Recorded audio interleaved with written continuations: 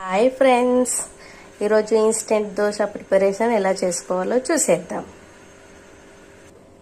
ముందుగా శనగపిండి తీసుకోవాలి. మన దగ్గర దోశ బ్యాటర్ లేనప్పుడు ఇన్స్టెంట్గా చేసుకోవడానికి శనగపిండి తీసుకొని, కిడ్స్ కోసం కాబట్టి హెల్తీగా ఉంటుందని కొంచెం క్యారెట్ తురుము ముందుగానే చేసుకొని పెట్టుకున్నాను.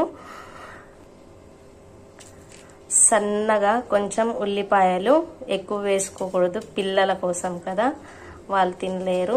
కొద్దిగా కొత్తిమీర, టేస్ట్కి తగినంత సాల్ట్ వేసుకోవాలి, కొద్దిగా వంట సోడా, కొంచెం మసాలా, కొంచెం టేస్ట్ కోసం మిర్చి పౌడర్, మన కలర్ రావడానికి కొద్దిగా పసుపు, కొద్దిగా జీరా. వీటన్నింటినీ బాగా వాటర్ పోసుకొని మంచిగా మిక్స్ చేసి